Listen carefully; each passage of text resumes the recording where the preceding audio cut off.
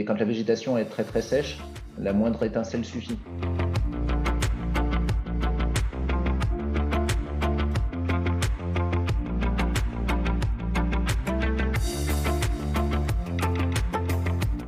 En général, un feu va partir d'abord dans les herbes et dans les broussailles basses, puis il va monter progressivement dans les broussailles un peu plus hautes, puis se propager jusqu'aux arbres. C'est toujours les parties fines et sèches de la végétation qui vont assurer la propagation du feu.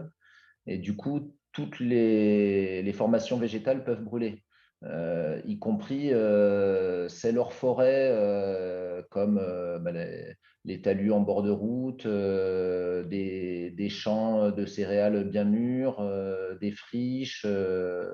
Et tout ça va pouvoir se propager ensuite à la forêt.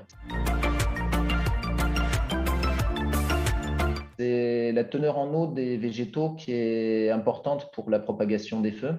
Et du coup, tout ce qui va favoriser le fait d'avoir une végétation sèche va être un facteur aggravant.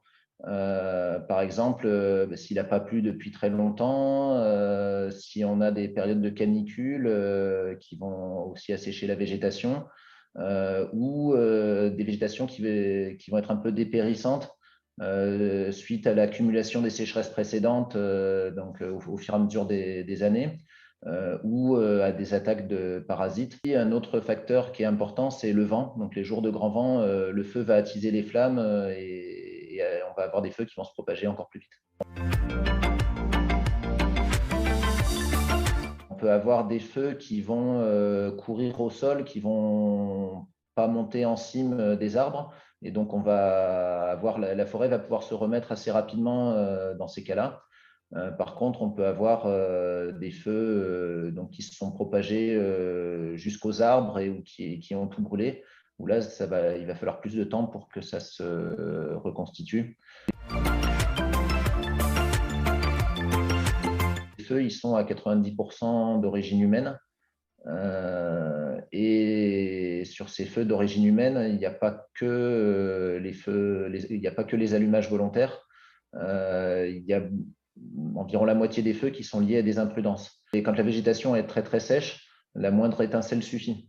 Donc on pense aux mégots, au barbecue, à des incinérations qu'on n'aurait pas bien contrôlées. Mais même des travaux à proximité d'une végétation très sèche, une débroussailleuse qui va toucher une pierre et faire des étincelles, un moteur chaud qu'on va laisser au contact d'herbes sèches, ça peut suffire et ça peut aller très très vite. La mise en œuvre de débroussaillements, notamment autour des maisons, permet d'éviter une propagation rapide du feu au reste de la végétation et notamment à la forêt. Surtout rappeler à tout le monde la vigilance tout, tout le temps, mais surtout dans les périodes les plus à risque.